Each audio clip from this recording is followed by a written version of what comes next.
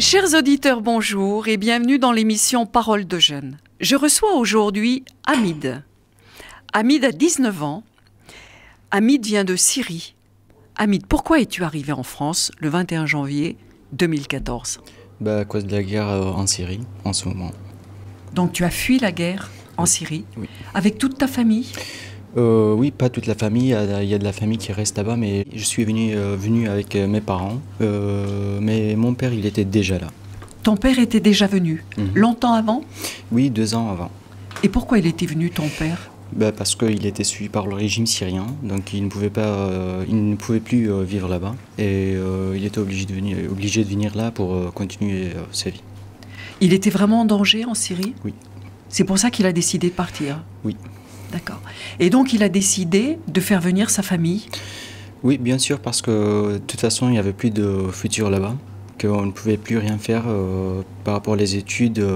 C'était pas comme avant, il n'y avait plus de loi. Parce que déjà que le régime, quand il était là, que les écoles et le travail, c'était bien, mais le pays, de toute façon, il était pauvre. Mais les derniers mois que j'ai vécu là-bas, il y avait vraiment plus de loi, que n'importe qui pouvait faire n'importe quoi. Vous avez tout laissé là-bas ? Qu'est-ce que vous avez pu emporter avec vous ? Quand on est arrivé ici, vraiment, on ne savait rien dans la culture française, ni dans la langue française, voilà, mais on avait de l'espoir. Est-ce que tu parlais le français quand tu arrivais ? Pas du tout. Pas du tout. Donc c'est en 2 ans que tu as appris le français, que tu parles très très bien. Quelle a été ta première impression quand tu arrives en France ? Enfin, je suis arrivé parce que j'ai resté en Turquie pendant 6 mois en attendant que je vienne en France, et j'étais content. Tu étais avec ta famille donc ? Oui. En Turquie avec ta maman et tes frères et tes frères et sœurs ? Oui, j'ai pas de sœurs par contre. Que des frères ? Oui. Vous êtes combien de garçons ? 5. 5 garçons. Et vous attendiez tous de venir. Tu es le plus grand ? Non, il y a un qui est plus grand que moi et 3 qui sont plus petits que moi. D'accord. Donc au bout de 6 mois, enfin, vous arrivez à Paris. Alors comment ça s'est passé, cette arrivée à Paris ? Quand j'étais arrivé, j'étais pas accueilli par l'État, j'étais accueilli par mon oncle et mon père. Donc c'est des membres de ta famille qui t'ont accueilli ? Oui, c'est ça. Et en fait, mon père aussi, il n'avait pas un endroit pour dormir. Il était par exemple chez mon oncle et parfois chez ses amis. Mais enfin, il y avait ses amis qui nous ont aidés aussi pour dormir, parce que vraiment on n'avait pas quelqu'un endroit pour dormir. Tu m'as expliqué avant l'émission que vous aviez vécu à 7 dans une... Oui, ça, je vous parle du moment que j'étais arrivé à Paris. Mais après, on a vécu 7 personnes dans 2 chambres, ensemble. C'était à la maison d'un ami de mon père. Mais il avait un appartement tout seul et il nous a laissés ici. Par exemple, il nous a laissé son appartement pour qu'on reste là.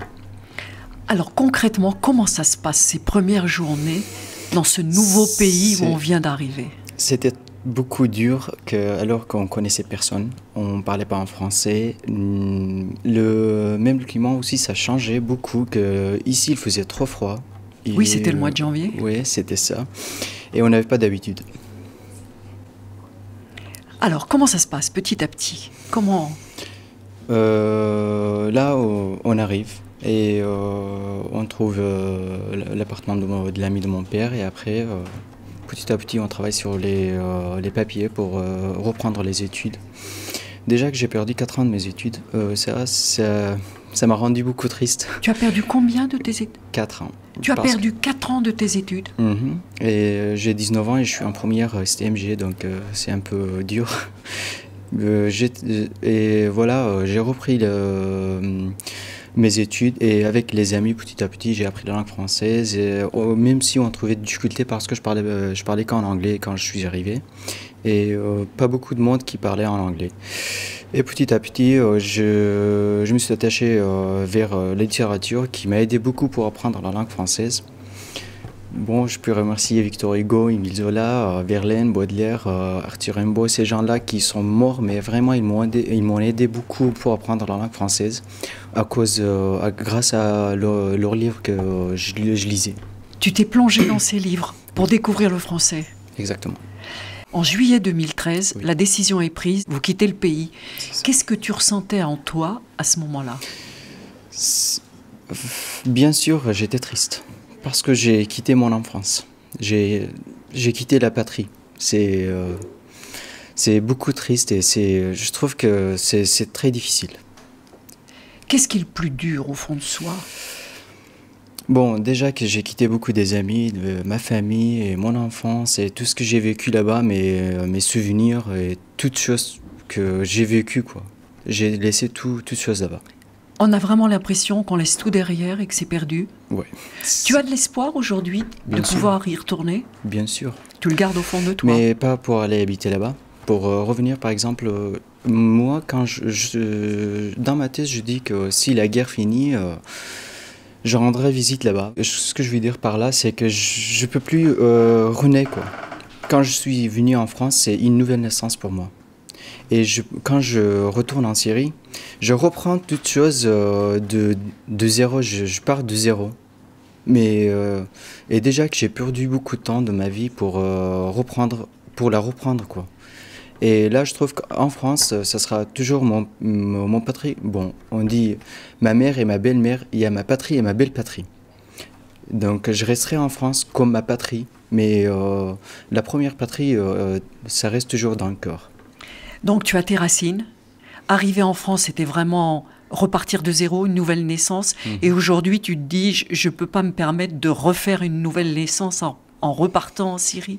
Je peux pas repartir là-bas. Je dis que, par exemple, je peux rendre des visites là-bas, de visiter la Mais pas famille. aller refaire ta vie là-bas. Non, je peux pas. Avant de parler de fuir la Syrie, tu avais entendu parler de la France? Bien sûr. D'accord. Qu'est-ce que tu en pensais de la France? Bah, déjà que quand on entendait de parler de Paris, c'était une belle chose sur Terre, quoi, on peut dire dans le monde. Que Paris, c'est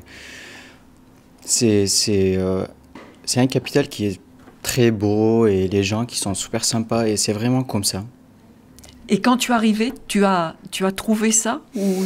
Le moment que je suis arrivé dans les premières heures, oui. Mais après, j'étais déçu. Parce que je pensais que j'aurais une maison et par exemple, je ne trouverais pas de difficulté pour dormir. Mais quand j'ai vu devant mes propres yeux qu'on trouve des difficultés pour vivre dans une maison normale, et là, j'étais déçu.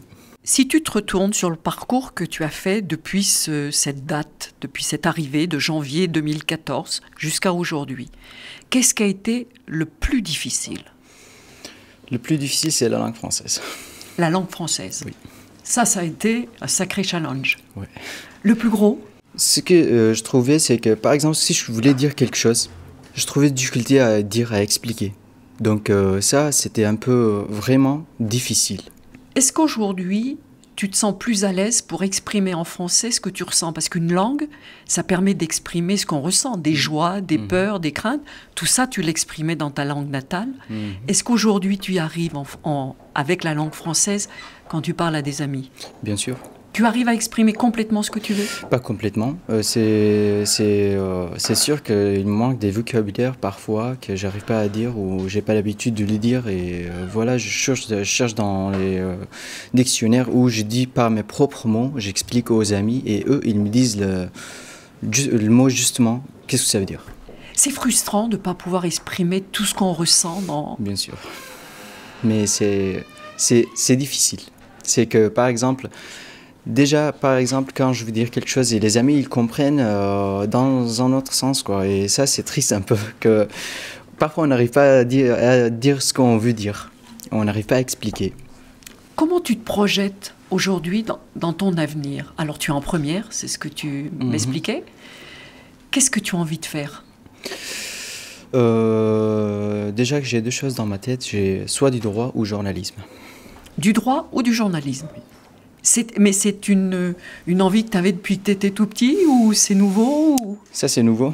C'est nouveau. Oui, parce que j'avais envie de faire médecin et comme que je trouvais des difficultés vraiment, j'étais en première S et enfin en terminale S et vraiment je trouvais des difficultés à passer. Je pouvais pas, c'était trop difficile. Et je suis passé en STMG pour faire du droit ou journalisme plus tard. Hamid, on parle beaucoup aujourd'hui de ce sujet des réfugiés, c'est vrai, on en parle beaucoup dans les médias. Toi, tu l'as vécu. Quel regard tu portes entre tout ce qui est dit et ce que tu as vécu, toi? Bon, déjà que quand je suis réfugié, je suis un humain. Quand je viens en France, c'est pas pour m'asseoir et dire voilà, apportez-moi la nourriture. C'est pas ça. Quand je viens, je cherche la vie. Voilà, il y a mon père qui travaille et il y a ma mère qui apprend la langue française pour travailler aussi. Il y a mes frères qui continuent leurs études et moi je continue mes études. Nous aussi, on est une future pour la France. On est là pour vivre, pour ajouter quelque chose à la France. Est-ce que tu penses qu'on accueille bien les réfugiés? Bon, dans mon cas, non. Dans mon cas, ça fait longtemps. Maintenant, je ne sais pas comment ça fonctionne. Mais quand j'étais arrivé, c'était vraiment, vraiment difficile et on n'était pas accueillis. C'est très important d'avoir quelqu'un devant lui, par exemple, quelqu'un qui l'orientait, qui dit voilà, il ne connaît pas les lois. Il sait rien faire, quoi. Par exemple, moi, des papiers, des choses comme ça, je savais rien faire, mes parents non plus. Déjà qu'il y a des gens on s'est retrouvés, et voilà, heureusement qu'on les a croisés, et ils nous ont beaucoup aidés, et maintenant, ça va. Alors maintenant, ça va faire 2 ans oui. que tu es arrivé. Comment tu te sens? Tu te sens intégré? C'est fini? La page est tournée? Comment ça se passe? Quelle page? Quelle page? Qu'est-ce que tu as laissé derrière toi? Bon. Déjà que tu comprends ce que tu... Où t'en es où là aujourd'hui, hein? T'as tout derrière, t'as devant, tu sais pas encore trop. Alors pour cette question, je trouve des difficultés à répondre parce que je peux pas oublier mon passé. Et je suis en France, oui, c'est vrai. Je suis en France, j'ai un futur devant moi, mais en vrai, je ne peux pas oublier la Syrie. Parce que ça reste ma patrie du cœur, ça reste ma patrie, mon enfance, mes souvenirs, ma famille, et voilà, mes amis que je les ai quittés depuis 2 ans. Ils restent toujours dans mon cœur. Mais en France, comme je vous ai dit, c'est une nouvelle naissance. Il faut recommencer depuis le zéro une nouvelle vie. Et pourtant, tu nous disais il y a quelques minutes, qu'est-ce que tu viens chercher en France? Je viens chercher la vie. Oui, c'est ça. C'est ça? Qu'est-ce que tu mets derrière ce mot? La vie. Ce que je rêvais de faire en série, mais différemment. Que les difficultés que je trouvais, c'était pas la même chose qu'en série. Ici, par exemple, la langue française m'a changé des rêves. Je voulais faire médecin, mais maintenant je veux faire du droit. C'est pas la même chose, c'est pas du tout la même chose. Tu dis la langue française a changé tes rêves? Oui, parce que au lycée, je trouve beaucoup de difficultés à comprendre des choses que les professeurs, ils sont gentils, ils m'aident beaucoup.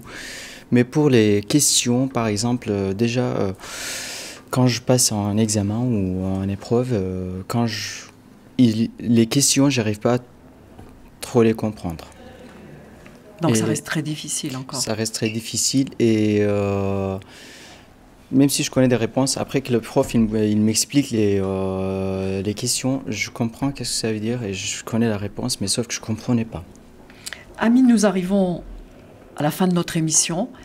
Est-ce que tu as un mot particulier ou un message à laisser à nos auditeurs? Bien sûr, que beaucoup de gens qui ne veulent pas les réfugiés. Si on ne veut pas les réfugiés, il faut arrêter la guerre ou les problèmes dans leur pays comme un pays international. Par exemple,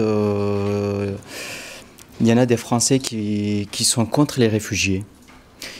Ils ont jamais imaginé que ça veut dire quoi une guerre. Moi, j'ai vécu la guerre en Syrie.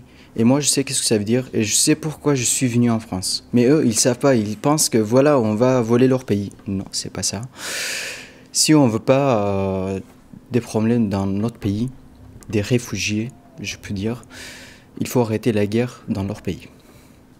Parce que la guerre, c'est quelque chose d'insoutenable. Mais bien sûr. Et qu'on n'a qu'une envie, c'est de fuir. Hein. Bon, mais par contre, il y a des gens qui accueillent bien les autres et ils acceptent les autres. Ils disent, voilà, ils sont des humains et ils nous font pas du mal. Je remercie beaucoup ces gens-là. C'est moi qui te remercie, Hamid, pour avoir accepté de venir témoigner sur ce parcours. Je vous en prie. Merci beaucoup. Merci à vous Et aussi. puis, je te souhaite beaucoup de chance Merci beaucoup. pour rêver en français. Merci. Merci, Hamid. Merci.